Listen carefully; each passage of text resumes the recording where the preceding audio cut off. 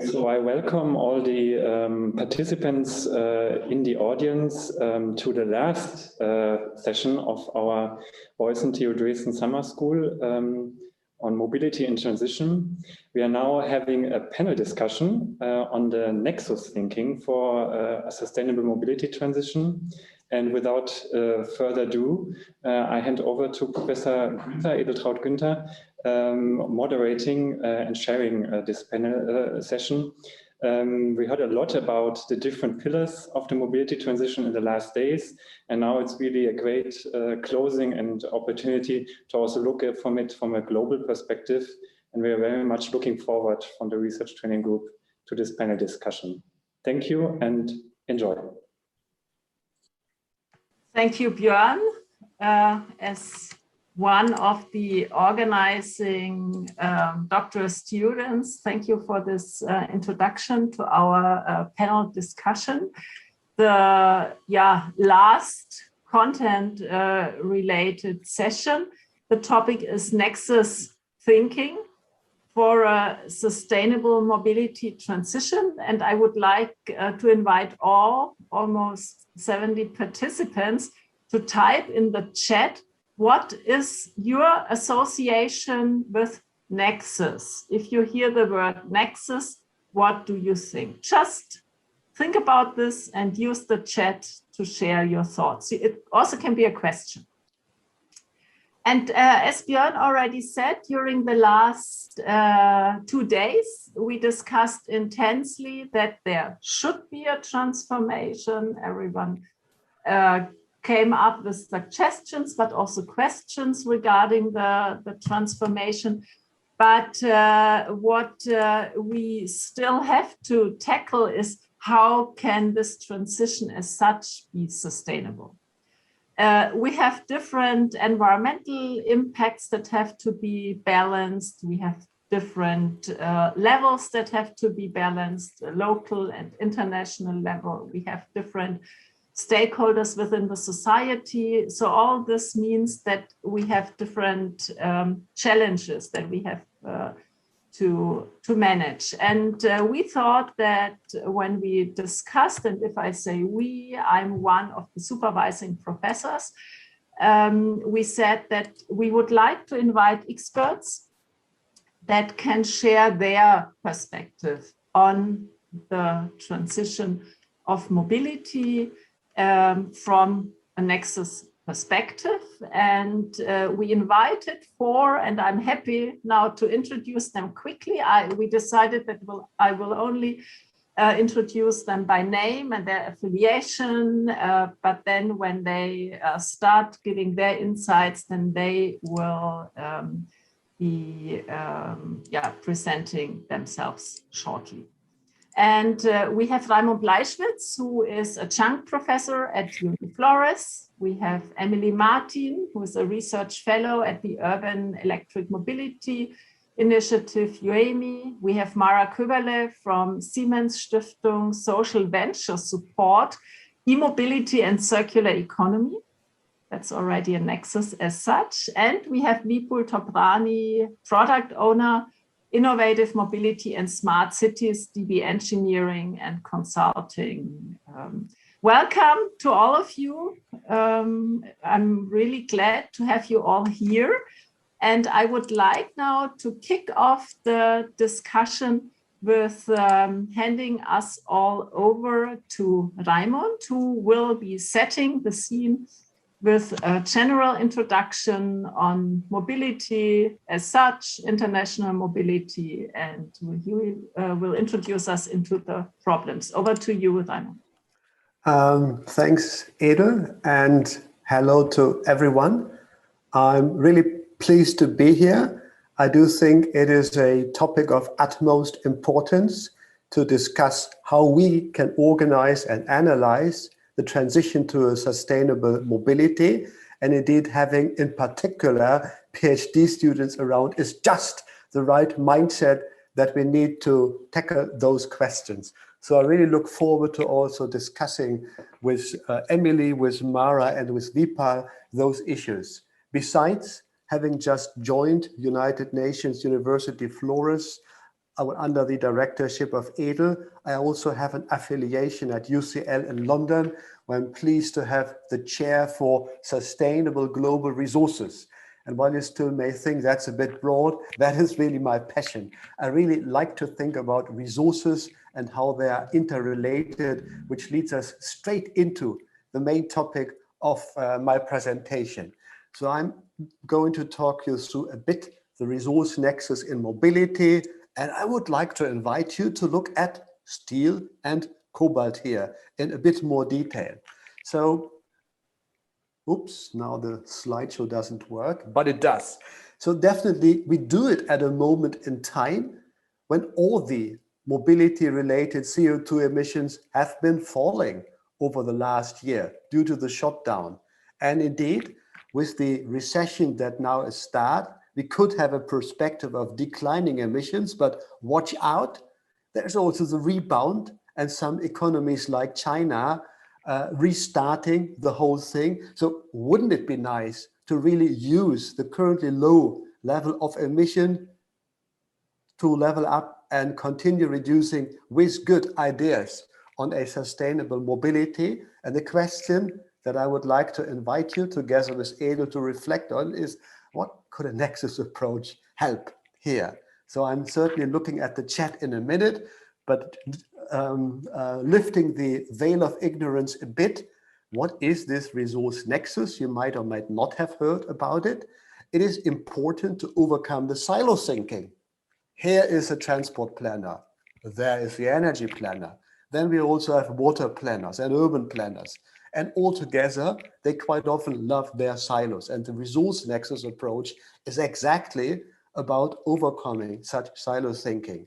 And it has been defined as a set of quite often context-specific interlinkages and critical interlinkages between two or more natural resources that are typically used as inputs in socio-economic systems. Okay? You may take a minute to digest it. So it is very much on water, energy, food, but I would also suggest to extend it to land and materials. And in a second, I'll tell why. And certainly land, parking places, that probably rings a bell here. It is actor-oriented. You would think of infrastructure planning, supply chain actors, development agencies. It features, I would say, prominently in many international organizations, in particular United Nations, and there's a large number of case studies addressing places in the global south. So it is an emerging debate, quite active since about 10 years or so, and indeed United Nations UNU-FLORES is probably spearheading the discussion right now. But let's zoom in a bit what that means, really like water, energy, food, materials, and land. You have a chain of supply here, starting with the Earth's crust, typically, and say energy fuels being there. For the extraction, you need more energy. Then it is delivered and produced and delivered again. And during all those stages, you have those interlinkages. And that is why we quite often need to look at the water use for energy. And in our case, I suggest to pay particular attention to the material use of energy and widen the focus on CO2 a bit. Why is that? We love renewable energies, but renewable energies are not automatically suggesting it's renewable resources. On the contrary, we need more steel for most renewable energies. We need more zinc and platinum. Many of the energies are water intensive. You have all the cement and concrete that goes into the infrastructure and the distribution nets. You also have in transportation in particular, all the steel, the composites, the aluminium, carbon fibers eventually. And then let's talk about electric vehicles. And I look forward to our panel contribution here that need lithium, cobalt, rare earth elements, plus, well, steel, aluminium, everything. So that is the story. That is the reason why we need to look at this nexus and indeed do assessments here. Now looking a bit at vehicles, I'm sure you all know that roughly a quarter of all CO2 emissions come from transportation, the largest share here from road transportation. And it's also interesting to note that when you start doing a life cycle analysis, actually the CO2 emissions coming from battery-driven vehicles might be higher. You see a study quoted here. It's one of the first studies I've seen. They have done it on China. So there is definitely also the issue of how the electricity is being produced there. It's very much coal dependent still, but it points to the need to really do a life cycle assessment of those CO2 emissions. And don't believe at the beginning that, oh, if it is electric, it must be good. Well, really watch out. And indeed, we should also be aware, despite critical materials, that we also need to look at the bulky materials. Steel is the most carbon intensive product in the world. Roughly 5% of all global CO2 emissions go into steel production and stem from steel production. And the largest share of steel goes where? Construction and automotive. So we have definitely an issue here with the extraction starting with iron ore, with the entire life cycle, with the CO2 emission and the what is called material footprint here. You would think that recycling matters. It does. With the secondary route in steel, you can reduce significantly the CO2 emissions, but recycling rates are low on a worldwide level, shockingly low. In the UK, for instance, it is 42%. That's not bad, but what is not accounted here is that the majority of the cars, they're exported as used goods, so they don't feature in the recycling rate. There's a hidden material leakage here, and you would think in the many other countries where these vehicles end their life, while the recycling wouldn't be as good as in many of the countries here. Needless to say, UK is also a net exporter of scrap steel. So there's definitely a hidden opportunity here, which I will talk through here. I'm part of what is called UK Centre on Circular Metals. We have the vision that we can reach full circularity for metals, including steel, while in a couple of decades. And that is based on the potential of steel to become almost infinitely recycled, indeed with better metallurgy contributing to the high quality steel that is needed for vehicles. And indeed the system thinking here with the Nexus, again, electricity needs to be produced in the low carbon, net zero carbon way. So when countries start going on the electrical vehicle road, they simultaneously need to also then have a decarbonization pathway for electricity. Well, that's probably quite clear. Did I say that we also, whoops, what is going on here? Got it? You still see the screen? You probably do. Okay, I just wanted to make the point that we also have done some macroeconomic modeling, and I can talk through of how it works. The benefits, interestingly, are there for the largest steel producer of the world if China shifted to a more secondary pathway because of new business models, etc. Okay, I'm stopping here. The other point I wanted to make, the other case is on cobalt, which is one of the main materials for the batteries. I would like to really look at Joris Bars here, former master student, now PhD student. He has been doing, to my best knowledge, the first material flow analysis for the cobalt flows in the European Union. So starting from the DRC with lots of problems on the ground, but then going through the European Union.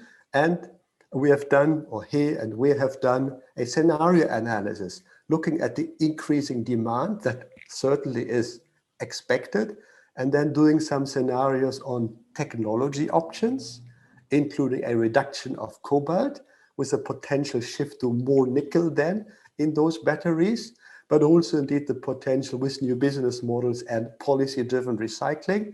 In our scenario analysis, the best option available is technology, including better, say, chemical engineering. But here, I would say it also depends on how you build a scenario on new business models and policy-driven recycling. So you need to have more ambitions on the circular economy, on the business models, and I definitely also look forward to what I understand are presentations here made with a background in Siemens and Deutsche Bahn and cooperating with other partners.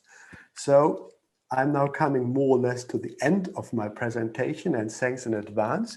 I do think that a Nexus perspective is important in transportation as a trend analysis, as a risk radar, in particular, encouraging us to do life cycle-wide material flows or life cycle analysis on the component, the materials. You can also have, well, PhD students have a more advanced version where you can become more spatially explicit. What happens where?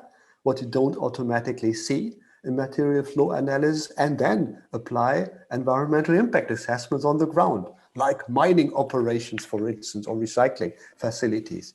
I would also encourage and look forward to more scenarios on how we can really also model the lifestyle changes, the societal changes that have been discussed throughout the symposium here, and then indeed to become integrated in urban mobility. Are we ready for takeoff? We will see. I look forward to also presentations from my distinguished panelists here. I understand there is a lot that is along the electricity nexus, which is definitely interesting. The batteries will be featured. There is also lots of studies in the global south in some countries. And indeed, we could also think through a large logistical provider like the Deutsche Bahn, which has an interesting reputation, but definitely also moves into a more smart mobility oriented direction. So these are the things that I understand is what we can expect, and I look forward to your presentation. Thank you. Thank you so much, Raimund. And yeah, I introduced this panel discussion with promising answers. I think now we have even more questions, but maybe that's also the way to find answers. And I think topics you addressed, like thinking in silos, or also your question, what is good, I think will guide us, or also the wording when you said waste is then just labeled as used products, and also the time perspective when you talk about scenarios, I think is very helpful for finding solutions. As you said already, we will continue with short impulses like yours from the other panelists, and then we will have 2 rounds of discussion, one among the panelists. That's why we are here together. Otherwise, we just could give presentations one by one.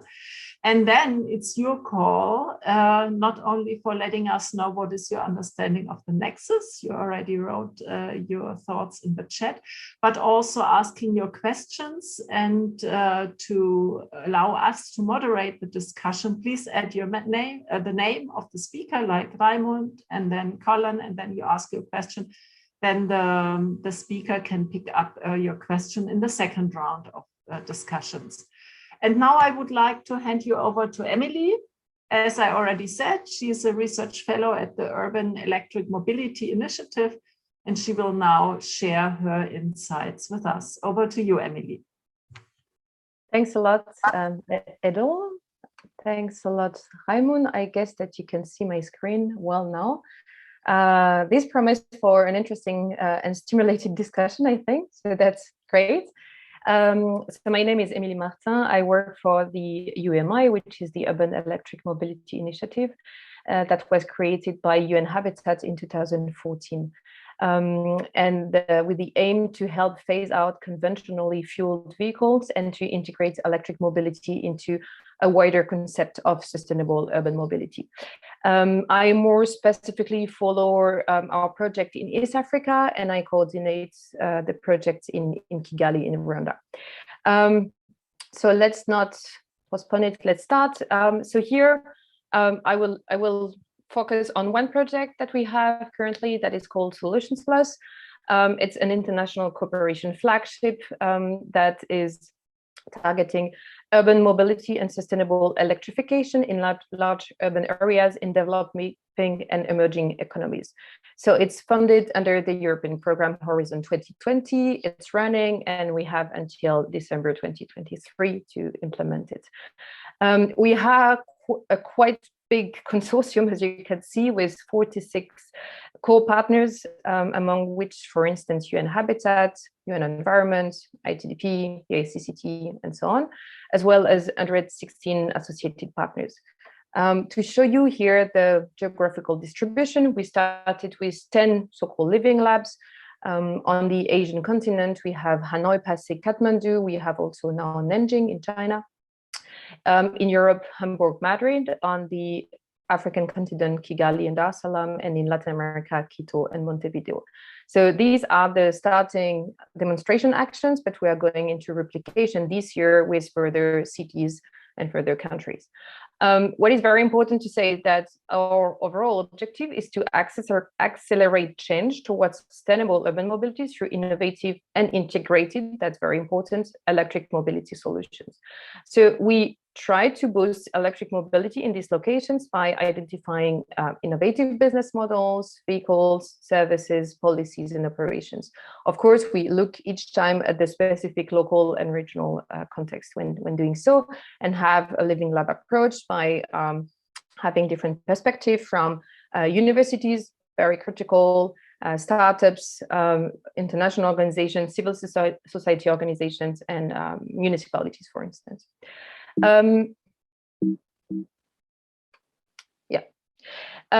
Something that is very critical to say here is that we tend to be a bit distracted in Europe or the United States by electric cars when we speak about electric mobility. And sometimes even when we say electric vehicles, actually we intend to say electric cars, but it's very important to look at the figures. So worldwide, there are 7 million electric cars versus 350 million electric 2- and 3-wheelers, mostly in Asian countries. So that's very important first to say, so that we don't have also biased pictures of what is it. And in the project, we have a wide array of electric vehicles that we test, that you can see here. And it's not only for passenger purposes, but also for cargos and deliveries. Interestingly, it's not only also new electric vehicles, it's also, for instance, a conversion of existing vehicles into electric ones. I will be able to develop a bit further later.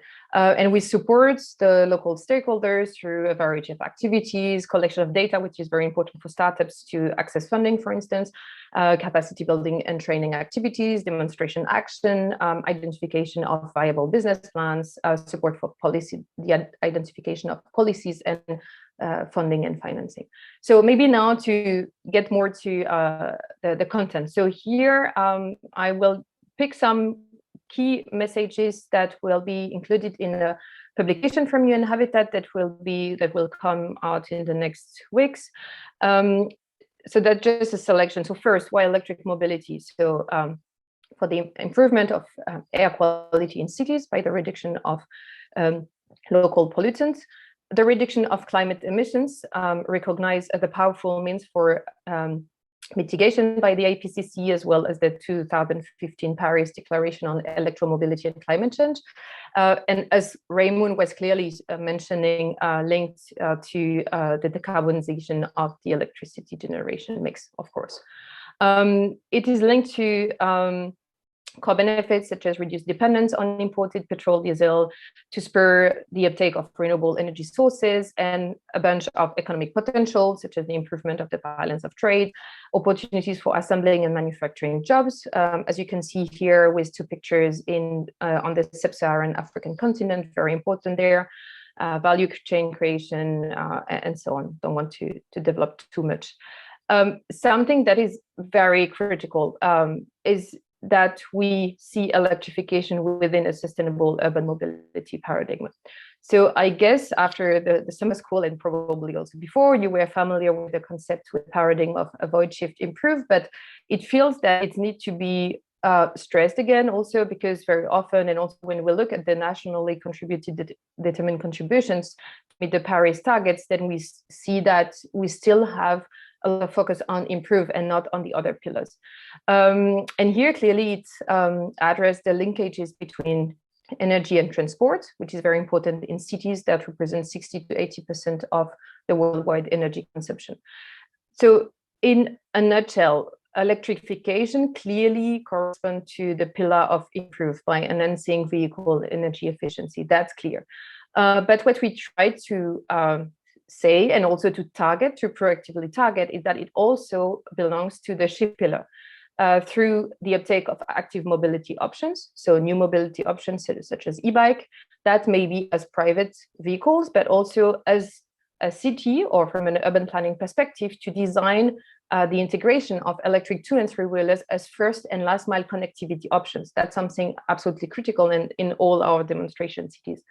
It can also participate to the shift towards public transport through renewed investment into public transport fleet, more modern, more attractive buses, for instance. That's something that we are trying to target, and which is complex, which is challenging and face a lot of hurdles, but we say that's critical to do.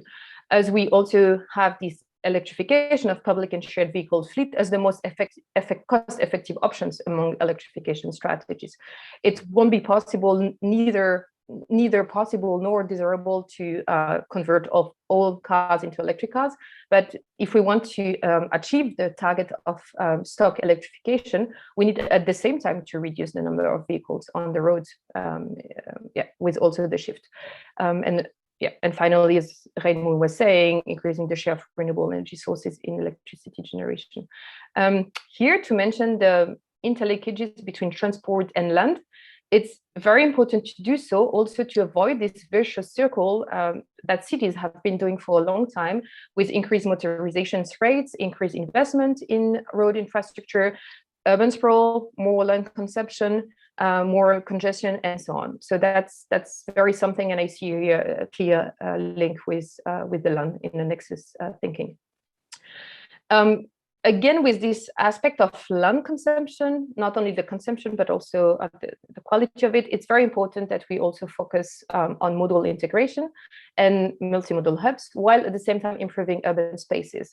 So here I took 2 pictures. On the left-hand side, you can see a picture of a BRT station in Dar es Salaam in Tanzania, where we intend to deploy electric tuk-tuks at providing these first and last mile connectivity options I was mentioning, as feeder services, while at the same time working on improving infrastructure for pedestrians, for cyclists, improving also greenery, so trying to fight the urban heat island effect, and to try to target to tackle these elements together in the same time in a holistic way. You can see that also on the right in Quito in Ecuador. That's a rendering from students from the University of Berlin, from the Technical University of Berlin, where you can see how we intend to work on different pillars at the same time. So we improve infrastructure of cyclists, pedestrians, by having these new innovative, smaller electric vehicles, and at the same time work on land, work on having these trees that you see, the overall livability of the urban space with the markets that can be in other locations, children playgrounds, and so on. So there are quite a lot of things that can be done. And I will finish here so that I don't take too much time, but I indeed also think that strengthening the transport energy resources, instead of saying waste, is critical. Also to make the most extensive use of the productive life of batteries, of equipment, of materials, so that we can postpone the phase of recycling. So for instance, here is just an example of fact sheets we have developed on the design of the batteries, of lithium-ion batteries, of course, repurposing electric vehicle batteries as energy storage systems, refurbishing, repairing electric vehicle battery cells, and then finally recycling. So I won't go too far in this now because I think we'll discuss that later on. But I really look forward to the exchange with you. Yes, thanks a lot.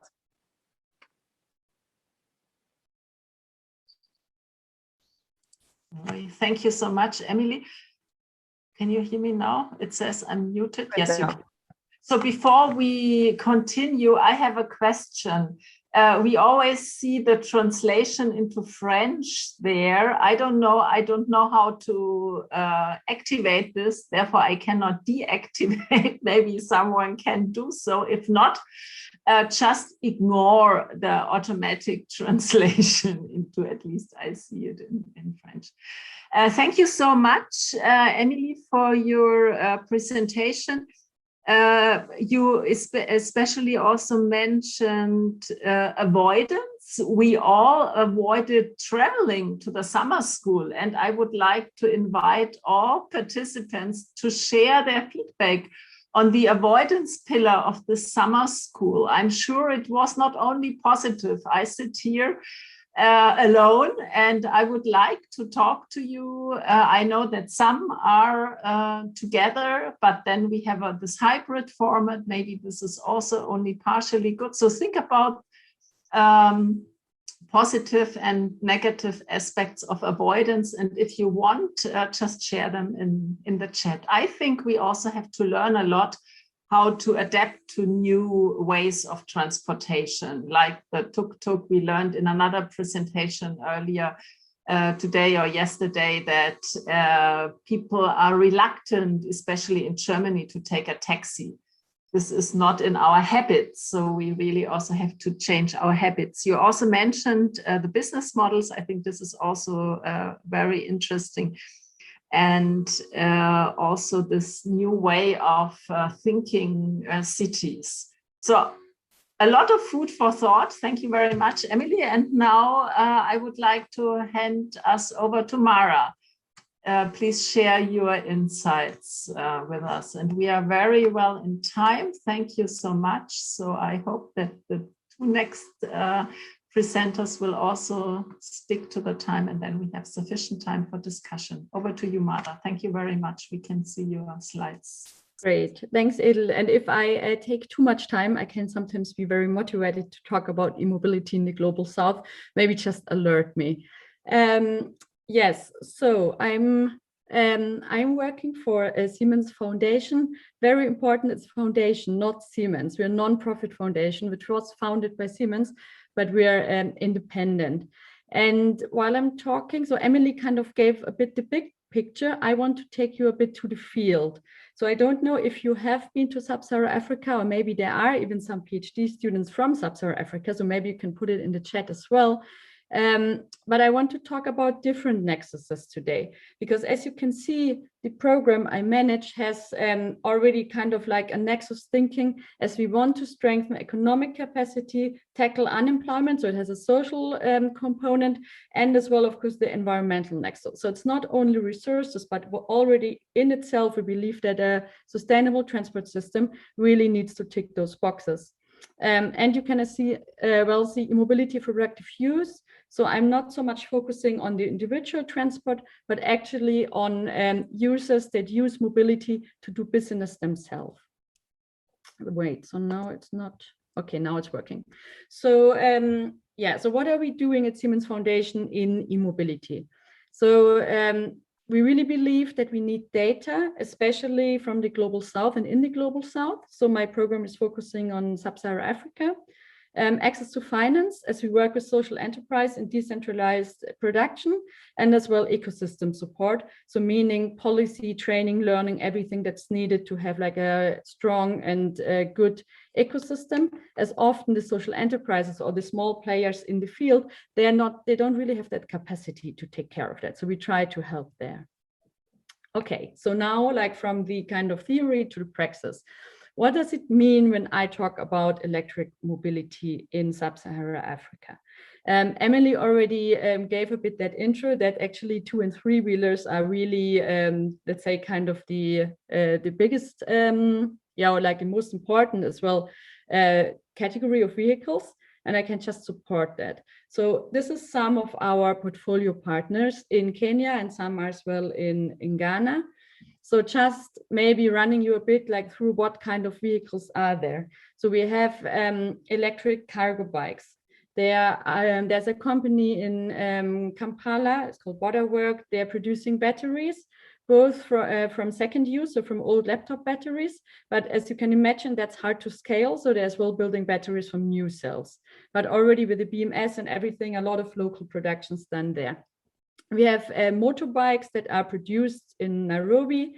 There's a partner of ours who's testing outboard engines for fishing vessels, mostly nighttime fishing vessels, like the fishers, very small fish in Lake Victoria, that has very specific needs. There's like one four-wheeler we're actually cooperating with. It's a truck that will be used for water transport. And Cargo Africa, that's testing cargo bikes in Accra and in Tamale, which is in northern Ghana. So what does that mean? So that's like, it's portfolio partners of ours, and it really means we believe in adequate solutions. So like technology that's partly produced locally or adapted locally, or is like designed in a way that substantial parts of it can be produced locally in sub-Saharan Africa, which already saves CO2 and sometimes resources as well. And then if you think about production, you know, let's say old industry needed resources. So why do we have these big factories, and why are they close to rivers in Europe? Yeah, because there was water and we needed the water and the energy to have mass production. But mass production means as well mass consumption. And I think that's not really state of the art anymore. And albeit there's a lot of discussions about Industry 4.0 in the global north, it's like my question always is that actually Industry 4.0? Because Industry 4.0 is still happening in the old factories. But if you actually try to think outside the box, why not having decentralized production by a lot of small units in many countries that produce the solutions that are actually needed in a local context? So let's say that's like, it's big words, but like that's a bit where we're trying to go to. That's why we focus on R&D, and that's why we work with social enterprises. Yes, power. So Vetu is another partners of ours. They're actually Offgrid Solar. So just like to give you an example how like a charging network can look like. Albeit in Kenya, Kenya has 85% renewable energy in the grid. So it's mostly geothermal and water. So actually in Kenya, when we charge EVs, or our partners charge EVs from the grid, it's actually not that bad, or at least not as bad as in Germany. So depending on the country and on the setting, off-grid can make a lot of sense, or it can make the energy as well very expensive. And of course, as we heard, battery is the big topic, but then as well, we have solar panels that can't be recycled. So let's say sometimes grid connection can be better when you look at CO2 and resource use. Sometimes maybe off-grid makes sense. So it's really hard to do like, let's say to have like a general yes or no, but I think it's really important to look at the local surrounding and the situation. So like, as your PhD students, I thought I run you very briefly through a couple of studies we did together with GIZ for the use case in Western Kenya. So one was a blueprint for charging infrastructure. As said, you can imagine you need like good charging infrastructure, because the users, they really don't like it if they have to go long ways to swap their battery. So there's like in the shift behavior, charging network is really important. So a Technical University of Ingolstadt, together with a Kenyan university, they developed a blueprint. They did a lot of metering and testing, and actually looking as well with these fishing lanterns that the social enterprise uses, and the e-mobility, and when are the users coming back, at what time do they want to swap the batteries, what's the percentage of the power still in the battery, to kind of being able to manage like a load profile in a certain area at the shores of Lake Victoria. We did a study on environmental impact, of course, CO2, but as well battery recycling. So what's possible in Kenya, what's possible in sub-Saharan Africa, what other impacts, intended or unintended, on the environment could e-mobility, in that case, Western Kenyan use case, have. You can find that report, you can find on a homepage for download as well. We did a study on social economic changes and chances as well. So where in the value chain can e-mobility have the biggest effect? It's often first mile and last mile distribution. So getting food to market that otherwise would rot, or getting like stuff from a market somewhere else. So if you then think about the bigger nexus, like food waste has really negative environmental impact. So if e-mobility can actually help farmers on the one side have higher income, but as well avoid food losses, shouldn't that be accounted for as well, like let's say on the pro list for e-mobility? So it's really complex. When you start Nexus Thinking, there's a lot of it's a lot of questions that can open. Or you have here water transport through the cargo bike. So like that's a water ATM, 24 hours per day, fresh water. What do people do if they cannot use fresh water that's purified by a water plant like here? They use firewood to boil the water. So again, we have like an impact, because to have firewood, of course, you need to like chop down a tree or like you need charcoal. So often, let's say it's more complex than it looks like in the beginning, and that's why we really wanted to understand what is e-mobility used for. Yes, so business model, I already heard a bit about business model before. Like one of the questions I always hear when I say like, yeah, we support electric mobility in sub-Saharan Africa is how can people afford? And sure, like that's a big topic, but on the environmental side, it actually gives us well a big chance, because so the partners we cooperate, they use leasing business models. So let's say pay per use. So you need to maybe give a small down payment, but then you actually pay per day, which of course means the asset, and which means as well the battery remains in ownership of the company testing. So it means when, for example, battery power after, let's say, maybe 500 or 300 load cycles, when you see like it goes down, they can get the battery off the market, maybe like open it themselves, test the cells, renew some of the cells and get it back in the market. So circular economy can actually be supported by the right business models. And the data you see on the left is really, let's say, going a bit like deeper in the field. So what does it mean to generate data on e-mobility in the field? So there are a couple of bikes on the road. So you can see between March and June, they covered like some 17,000 kilometers, and like batteries were swapped 361 times. And then our partner tests different business models. And for example, the motorbike riders, they prefer paying 450 Kenya shilling, it's around $4 per day for 5 times per week. They don't like so much to pay like 7 days per week, which like, it seems maybe not so important, but like for the shifting behavior, it's really important to understand the users. And then there are some of the motorbike riders who actually like decided to not go for the flat rate, but to actually pay for every battery. And they are actually the ones who can use the battery best. So they get sometimes like 50 or 60 kilometers out of one battery, while the riders on a flat rate only get like, let's say 35 kilometers out. So it means as well, the behavior of the user is really important on the energy, resource intensity and everything. Yeah, so touching briefly on training and on adequate skills, we did training needs analysis together with a partner, mostly with informal sector workers. So how can they be included in mobility if, let's say, if it's kicking off? So like not to leave them behind. And it was quite interesting to see that most of the local mechanics and technicians in Western Kenya, they actually don't have any formal training. It's a lot learning on the job.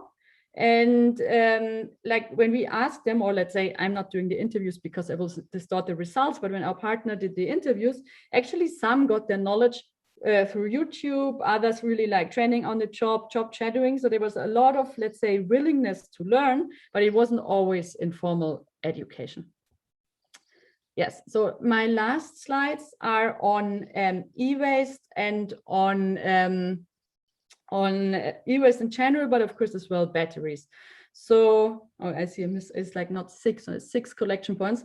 So together with UNU-FLORES, our partner in Western Kenya, we supported the setting up of an e-waste collection network there. So there are 6 collection points, 1 pre-processing unit, meaning like you can take different elements apart in the chemistries, and then analyzing as well, what do people hand in? Are there value chains? Can you make that kind of cost neutral at some way? And as well, what kind of training and inclusion do the informal sector workers who are active in the field need to be part of that shift. Because there's, for example, for Western Kenya, there's almost no formal e-waste recycling. It's all informal scrap dealers, which often then again poses environmental hazards. And the other important topic when we deal about e-waste and battery collection is actually like user behavior. So many people, they actually have a kind of, even if it's broken down, there's like sentimental value. Like, you know, the old phone or the old battery or the Pico home system, it's not working anymore, but still they paid money for it, so they don't want to give it back. So what kind of incentive models do we actually need, and what kind of information that people hand back their e-waste to make it even, like, let's say, possible to do urban mining or recycling after all? Because if it sits home at people's houses, like, yeah, no recycling can happen. Yeah, so I leave you with some impressions from, that's Western Kenya, and one is in Ghana. So you can see cargo bike building and testing, the outboard engine. On the left, you see the e-bikes when they were delivered and tested and presented to motorbike riders as well. So together with our partners, there's a lot of proof of concept work going on at the moment. And of course, let's say we use the data, we try to be a learning program as well, and then as well make the right funding decisions. So what do we want to support when we say, like, we believe e-mobility has a future in Sub-Saharan Africa? Thank you very much.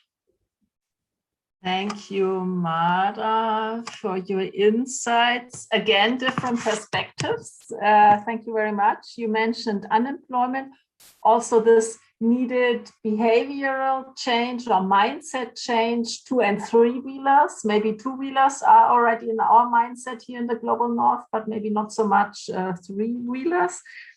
You also mentioned the local production. I think that is also some thing we always have to keep in mind. Where is the business model? You even mentioned the informal sector, and that's something we totally tend to forget, that it's not always our way of business model. And also employment, training needs, vocational training. Actually, this is something I learn rather often, that this is so special what we have here in Germany. And other countries also can learn from this concept, and also the training needs you mentioned. And finally, I took down the networks. It's always not only about single actors, but really about a network of actors.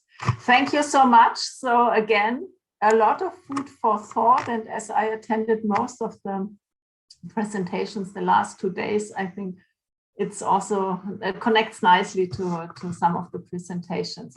And now we come to our last, not least, speaker, Vipul. I hope the connection is now stable, Vipul, and you can share your slides. Let's try. We could see you all the time, but we were frozen for you. So just unfortunately, you still are, but I will still go on, and I hope that. Yes, please do so. Yeah. Okay. Give me just a second. I think, Mara, you can stop share. Yeah, now it's working already. Great. Wonderful. Are you able to see my screen? Yes, we can. Okay, perfect. So, so I'm very glad to be here. Thank you for this very genuine invite.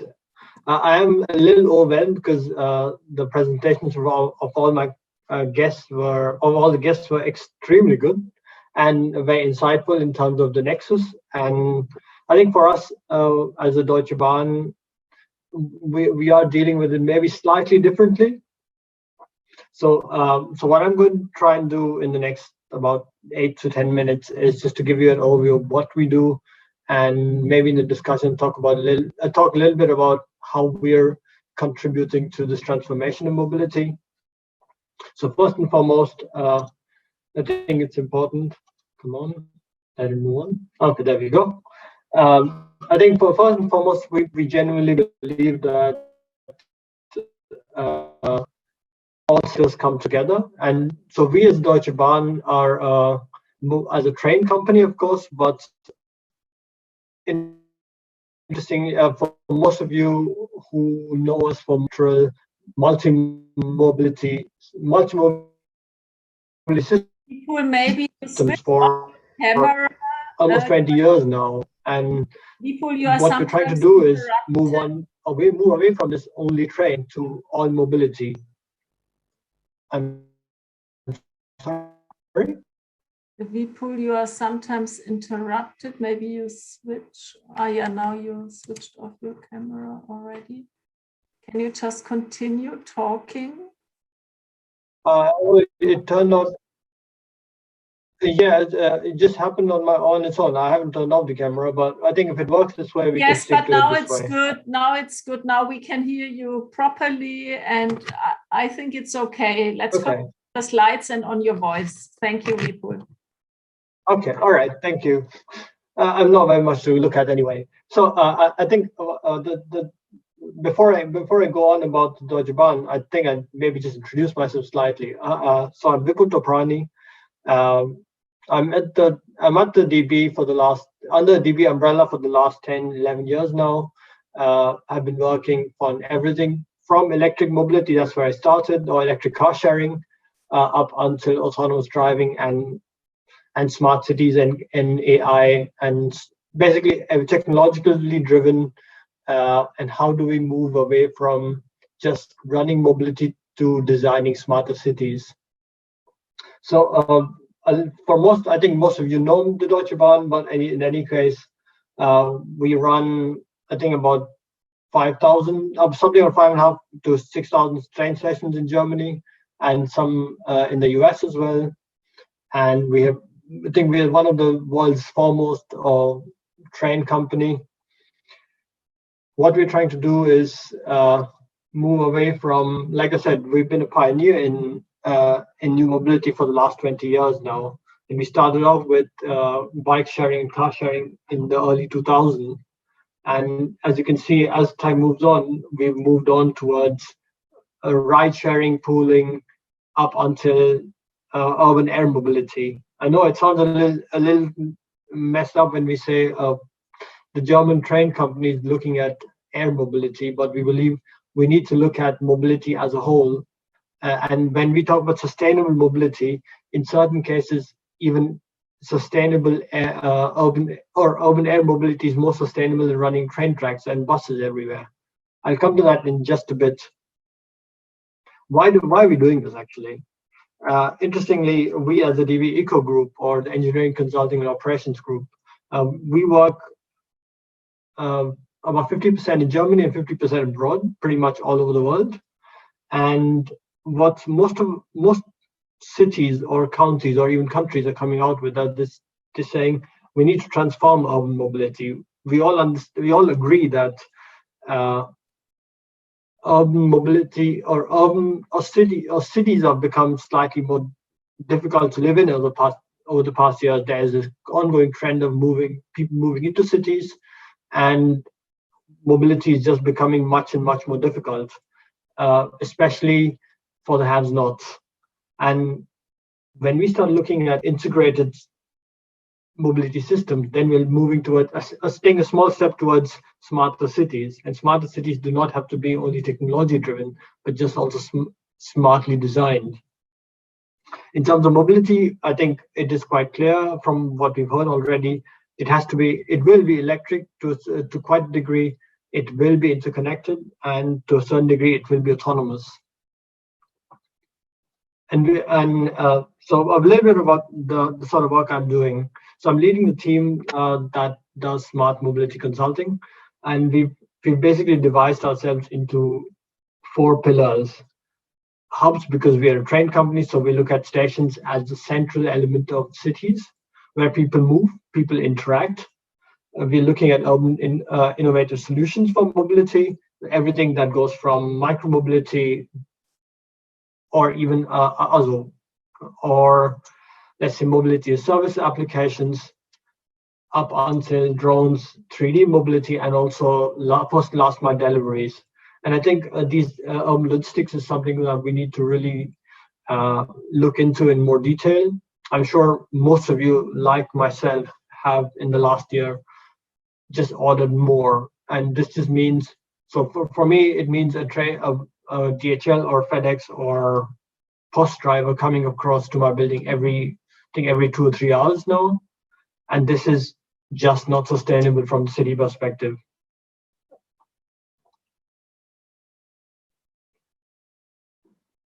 As I mentioned, so some things that we've done over the past years, so we started looking at electric mobility, electric sharing mobility in early 2010-11, where we set up Germany's first multi-car charging station. Again, it was a part of a German research project. The idea being, let's use a design or user-centered design approach to devising new business models. So let's try and figure out what do charging stations really need. Up until integrated e-bike and car sharing systems in Wolfsburg, and finally, as you can see in the middle of the picture, the first pilot operations for autonomous mobility. Of course, we run train stations, and we believe train stations, like I said, are the central element to new innovations that we bring. And the idea that the reason why I'm talking about new innovations is because what we believe is taking our know-how and taking our mistakes or our learnings, let me put it that way, it's maybe even smarter, and moving them abroad or transferring this know-how abroad is what we basically do as part of the eco group. So it is not just us selling consulting, but it is rather coming together with clients, understanding what their real needs are, and then devising new solutions based on what we've learned over the past years on various German fund projects, or federal fund projects. I think this is quite interesting because, and this is also already being tried out abroad as well. The pandemic has shown us that we are quite comfortable in our working in non-office environments, and we've also figured out that a lot of we're as productive as we've been before. And this just means if we're looking at newer systems, newer cities where it is currently, where new office buildings are coming up, we genuinely are telling them we need to devise stations in such a manner that you do not need office space, and you rather can look at sustainability also in terms of movement. So less movement equals to more sustainability. We don't need to have electric mobility just moving us all over the place. We can just move lesser. And this entire idea of urban development, or this German concept of Kiez, is coming back up again, saying let's let people in a particular district or smaller sub-district receive all the requirements within that district, and let's reduce that burden on the cities themselves. I think a few examples have been shown. So these are just standard examples that we've been running. I think it's quite similar to what Raimund and Mara already showed. I mentioned mass services, and I think this is quite important because what we're seeing in tenders all over the world is that cities are now saying, well, our populations are as digital as they've been, as everywhere else. Now, I personally come from India, and I'm seeing people in India have much more internet access, or much more, I would say, uninterrupted internet access than we have even in Germany. And this just means you can move away from the smart cards and just move right away into digital mobility. And we genuinely believe these are sort of steps that these countries are already taking, and it's important that we share our know-how with them on this, and basically tell them this is what we did right, and this is what our learnings were, and vice versa.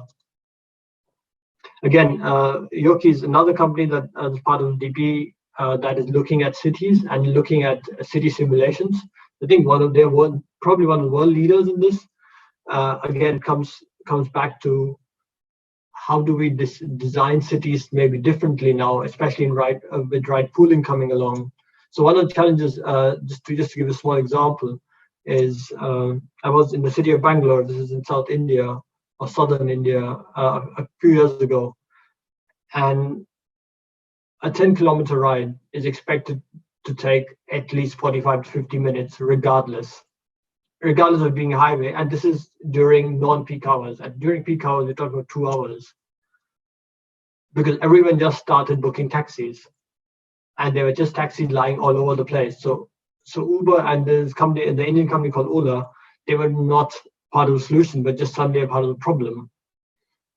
And this just goes to show that it was just not really thought through, especially in terms of sustainability.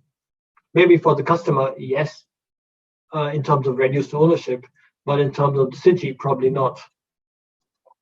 I think my second last slide is just autonomous driving, because we believe, especially in districts, may not be in the global south, because I think I personally don't like the term as well, but rather in closed districts where accessibility to mobility to everyone is probably not always achievable.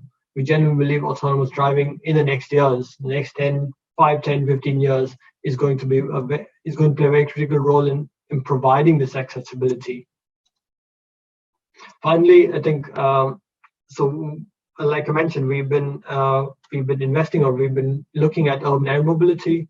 Now, on one side, there are regions around the world where building road or rail network would be far more expensive than letting a drone or a flying taxi move across. On the other side, of course, and this is the biggest use case for let's say drones, is the distribution of medicines, or distribution of equipment, especially in areas that are extremely hard to access. And this becomes a very important role. This will play a very important role, especially in developing countries or economies where road access doesn't exist really in a much appropriate manner. I think that is basically it from my side. I'm not sure if this is what you were looking for, but I think it's important to just give you an idea of what we've been working on. And I think in our discussions, we should be able to talk more about how we look at this and how we want to take it forward. Thank you. Thank you so much, Vipul. We could hear you properly. This was very good now. And now maybe you can again turn on your camera. I'm not sure, but yeah, we will manage. I found again different aspects in your presentation. You mentioned the thinking in hubs, in services, in infrastructure. Also, a train company all of a sudden thinks in smarter cities, and also this mindset shift, thinking in disruptive innovations like drones. This is then not only optimizing what we have already, but really new modes of transportation, new ways of transportation, and again, business models. All four speakers mentioned business models, but also the perspective of you used the German term Kiez, the little area, the little suburb where I'm living. I had to smile. I don't know whether you could see it when you mentioned Wolfsburg, because it came into my mind that sometimes the city is so small that Deutsche Bahn forgets to stop there. So also human errors that you have to tackle. Yeah, we try not to talk about those sort of mistakes. No, I just in case someone realized that I smiled. Thank you so much. Now we have almost 30 minutes for the discussion. I would like now to give us 10 minutes for our internal discussion, and then I would open up to all participants.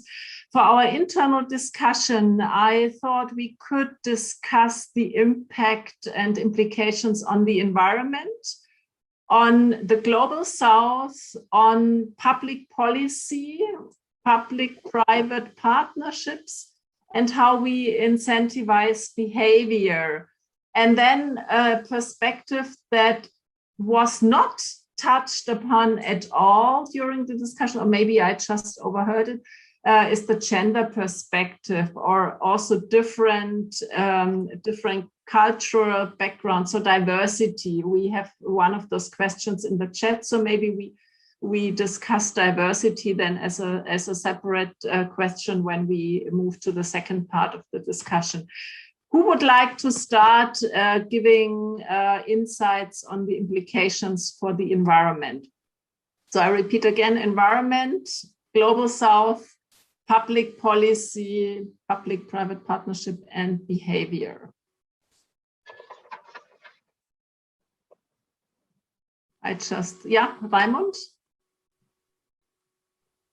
You are muted.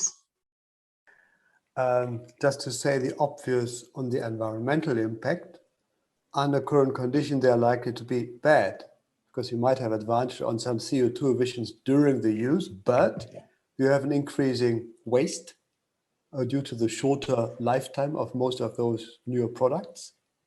And you have an increasing demand for some extraction, in particular critical materials. You have a maintained reliance on the linear economy for the traditional production modes. So that altogether means problems are shifted to where the waste is occurring and where the extraction takes place. No win.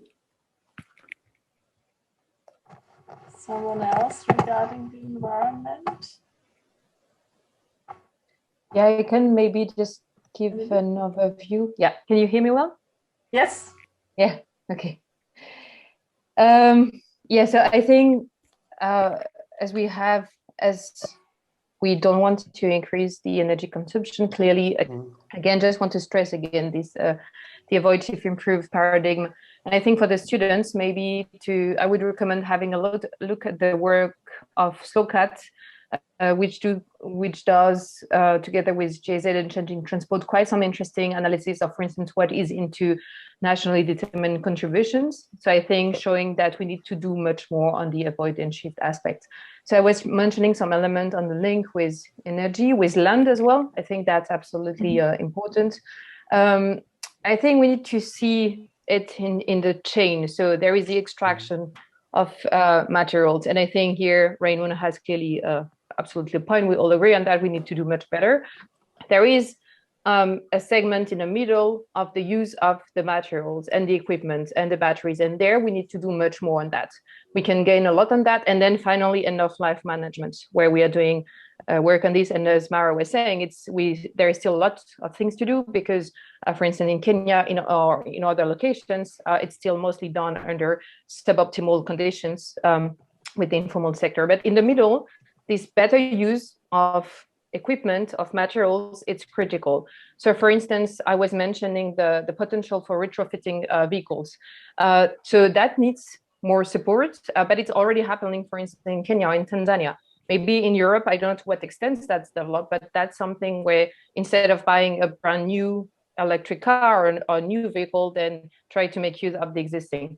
The question of, as I was saying before, repurposing the electric vehicle battery as an energy storage system. So I don't know to what extent you are familiar, whether you had a presentation on this in the last days, but when you use an electric vehicle battery, so a lithium ion one, you use as an EV battery, you use only 20 to 30% of the initial capacity of the battery, meaning it remains 70 to 80% of the initial capacity in it.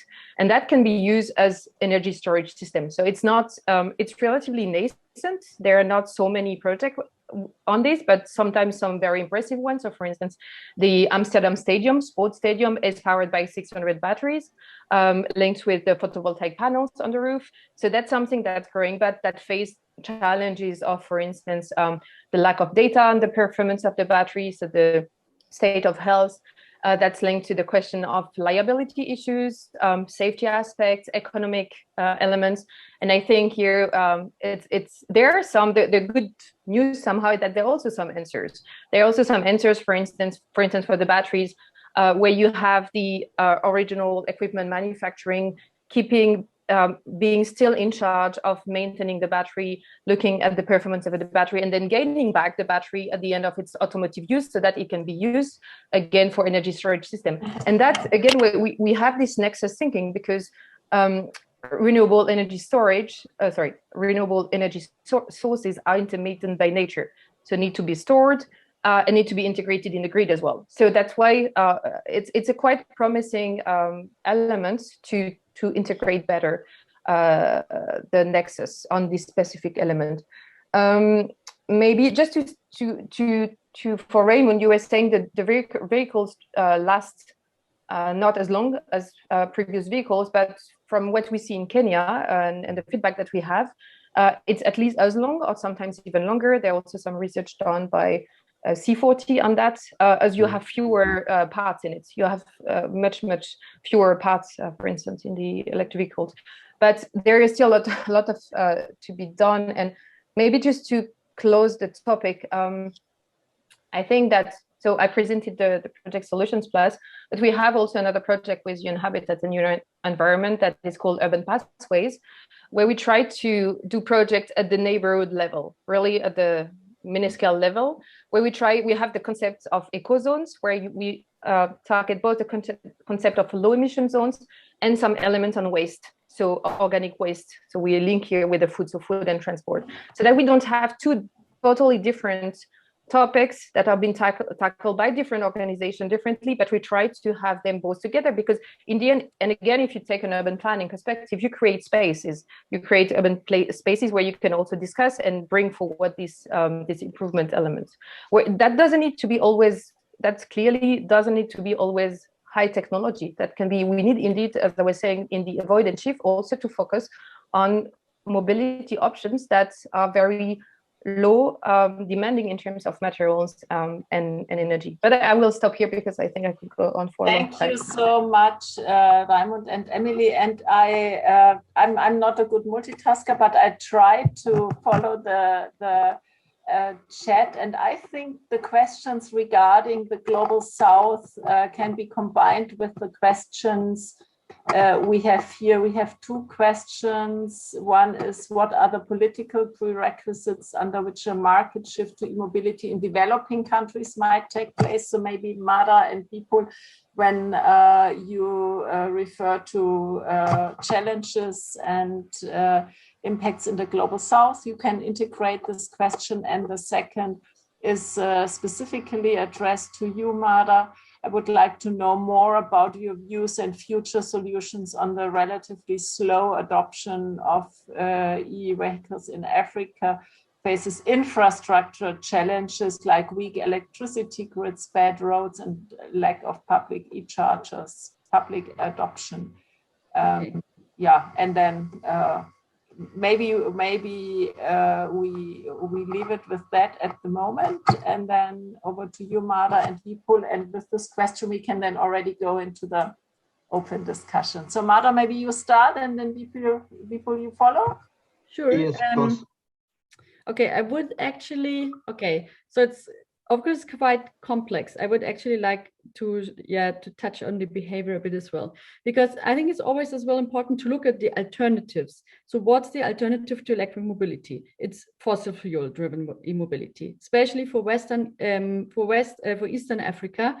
There's no production of fossil fuels, which means high dependency to the world markets when it comes as well to fuel prices.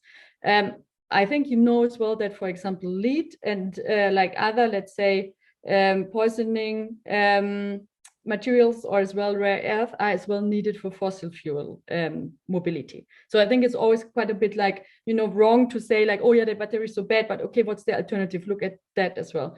And then, so of course, okay, now I'm a white person here, so it would be actually maybe nice to have an African perspective, but so we do work with for example, with the Kenyan government providing data. And for example, the Kenyan government is very positive about electric mobility because the country has a lot of energy surplus in the grid. So of course we have a grid problem, but not only Kenya has a grid problem, actually Germany does have a grid problem as well. So there are challenges on the infrastructure.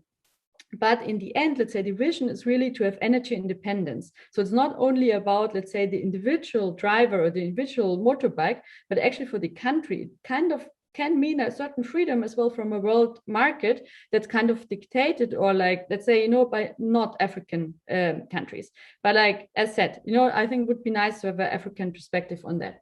Then when it comes to infrastructure, okay, like first of all, we do have different mobility patterns. Let's say we work in these peri-urban and rural areas in Western Kenya, but as well in Nairobi, I think it's similar. It's, a German person will always tell you range anxiety. Yeah, I want to drive my electric car from Munich to Hamburg. Like I cannot reach with one battery load. Okay, but that's quite a luxury problem, I have to say. Because let's say we do e-mobility for productive use. So the mobility patterns are very different. They're like in a certain area, they're around a hub. It's often transport of goods, transport of people. So that's what we're trying to find out. So that's why some of why we have GPS trackers with like a lot of motorbike riders in Western Kenya, or our partners do, to understand mobility patterns. And I actually think sometimes shifting or leapfrogging, it's not easy, but if you see what is like the cost and what's like the gain, I think this challenge can be overcome. And I think as well, so let's say for the projects in Kenya, there are a lot of pilots on charging in malls, charging with the grid. I think we will need to shift as well, maybe home charging for the people who do have electricity at home. Hub charging off-grid, which is not affected by power cuts like we do in Western Kenya for certain areas. Maybe they can be grid charging as well. So I think it really has to be integrated in a way that outages, because of course you're right, when there's no power, then the vehicle is not going. So yeah, it's not good, so that we can avoid that. And I think a lot of different actors, both government as well as private sector, and maybe as well civil society and NGOs can work together there. So I think therefore, like, let's say policy, I think especially on the charging as well on the tariff, it's really important. Then of course, what other policy is important? What other hurdles do we have? Price of the asset. Like it's still, because of battery prices, although they're falling, it's still quite expensive. In Europe or many as well Asian countries, electric mobility is subsidized by the governments. That's not the case at the moment, at least not for motorbikes in Eastern Africa. So I think there can be like, let's say, fiscal policy shifts. Like, what about manufacturing? Like now, normal motorbikes, like for example, Bajaj Boxer, they're all imported from India. So like, then we try to support companies that produce in the country. So like people earn money, they pay taxes. So let's say it's really, I would say it's a complex topic, from charging to fiscal policy to supporting local manufacturing. Well, end of life, you can as well support as well. So I think, let's say, policy in itself is a huge topic, and maybe then as well looking at the behavior. So our partners work with motorbike drivers mostly, or with like fishermen. And I have to say, they mostly look at their net income after shifting. They don't mind so much that it's environmentally clean or whatever, and I really feel they don't have to. What's interesting for them is how much money can I save.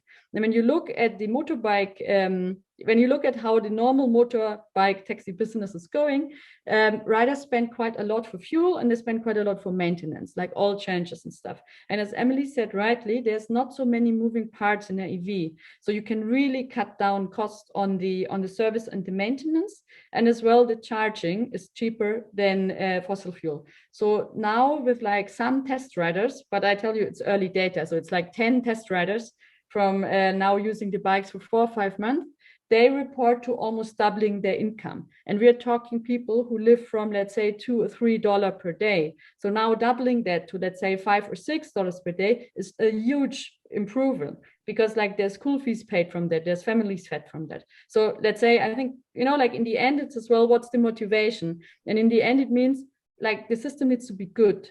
And if it's good, people will use that. And because I heard gender, one last point. Let's say some of the hurdles our R&D projects meet in the field are surprising. For example, most of the riders in Western Kenya don't have driver's licenses. Okay, this was like an unexpected hurdle, because then they cannot lease the bike. So okay, now like we're building partnerships with driving schools. I think it's not so bad that more drivers have driver licenses, will increase the safety, and then they're as well eligible for leasing bikes. And what we saw now, like we're trying as well, but like with our partner there, to build like a test program for female drivers, because actually a lot of potential female riders like electric mobility because it's clean, you know, it's not dirty and as well silent. So maybe actually that could give like an opportunity for female motorbike taxi riders. In that case, it's a very male dominated business. I would say 99.9% male dominated, to actually get female riders in there, because they might actually value aspects of electric mobility that a normal ICE motorbike, like it's not loud, it's not dirty, it's not like, you know, exhausting fumes. So that might actually be supporting a shift in that. So it's, yeah, so we're looking at that. Not totally easy, but for example, we have a partner in Ghana, Solar Taxi. They're building an all-female engineering academy to really kind of like already have female engineers within the company, which of course will as well aid the design, so that it's like as well designed for women. So we use gender lens approach, and it is complex, but I would say it's like a chance as well when you have a new technology to do some things right or like better than with the old technology. Sorry, those were a lot of topics. And yes, but maybe that's the challenge of Nexus thinking, right? Thank you so much. And Vipul, now yeah, I'm just thinking. I think Mara answered pretty much everything I could have said. But what I would, I think what I would like to point out is this one point. You mentioned, Mara, the whole idea of infrastructure, and the grids are not very good, even here, for example. And what we believe, especially in the global south or in developing economies, is, do we really need to follow this particular European approach to energy grids? Because what we've been seeing in multiple countries, we did one project in Egypt a few years ago that was outside the Nile Delta, and it was for the farming industry. And we realized what they did every time was get a truck full of diesel to their farms to run generators, and try to rather replace these generators with, and that was also extremely expensive. And we replaced them with solar panels. So we created the microgrid and let them run their farms on, or basically pump water on base of these grids. Amortization 3 years, which is absolutely incredible. And basically, because for the next 17 or 20 years, this farm was just making money. So the whole economy just improved, or the living conditions improved. And you already stressed on this. So instead of trying to say we are saving the world, what needs to be looked at is, how is this being a business case for the user themselves, and where earnings are about $2 to $3, as you already mentioned. If you can bring it up to 4, we're already looking at 50%, 100% increase, and that just improves overall life conditions. So what we believe in this particular case is, there needs to be there needs to be a policy shift in terms of countries wanting to do this themselves, because I think it helps them also become fiscally independent from the rest of the world, or fiscally independent from oil prices, which we know have been swinging up and down for the past 10 years now almost. And it also provides them risk from independence from future risks. In terms of local manufacturing, I think I'd like to mention that as well, because a lot of our discussions with cities, or even with countries, has been always directed to, yes, we'd like to learn what you've done, and we'd like to set up these operations here. And we genuinely believe that is the way forward, because us going there and expecting German rates or daily rates is completely pointless, and it is not what we as Deutsche Bahn fill a double role between a private entity and a fully government-owned enterprise.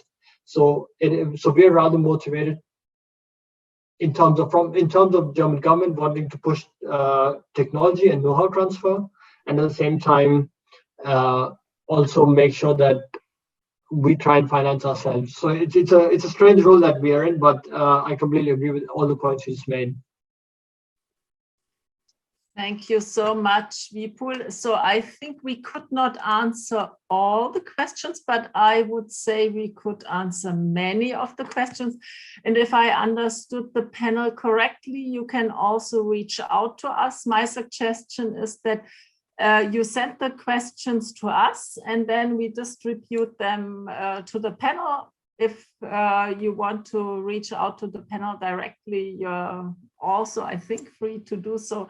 But we also can do it in an organized way. So either way is fine for us. I thought during the discussion, so maybe we were confused when we came to the discussion. Maybe we are more confused, but on a higher level, I don't know. I would like to share one slide with you. I just filled it during the presentation. Regarding the Nexus thinking. I don't know whether you can see this. This is one of my favorite cartoons when it comes to Nexus. What is the Nexus? And maybe you know this metaphor of the blind men or women who touch an elephant, and they all touch parts of the elephant and say the ears are a fan and the teeth are a spear, and they see the feet as a tree and so on. And so maybe that is the discussion we had today. And I just added now a few of, and I hope, can you see this? Oh, sorry, maybe I have to swap the presentation. Maybe now you can see it. And I just added a few terms that you mentioned today. So we discussed the nexus of the environment. We discussed the importance of politics and also the interconnections with the private sector. Behavior was mentioned multiple times. People matter, training matters. Behavior is different in different local perspectives. All of you mentioned the business model, and we have, and this was the starting point of everything, the technology we have to look at, but not only the technology as such, but the whole life cycle of the technology. We have to also think of second life, of retrofit, of repurposing technology. So I hope that this discussion stimulated some of your Nexus thinking, and especially for the doctoral students, I would really encourage you to think also in nexuses for your work, maybe in a discussion section in one of the papers you might submit to our special issue.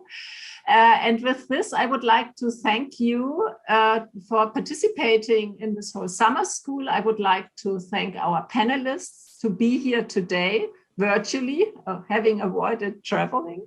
Thank you so much for preparing this panel discussion. And I would now like to hand you over again to one of the doctoral students who are at the core of the summer school, Björn. Over to you, Björn, and thank you to all of you. And I stop sharing. Thank you for the interesting panel discussion. I hope you can hear me. And thank you for participating. So this was the last session.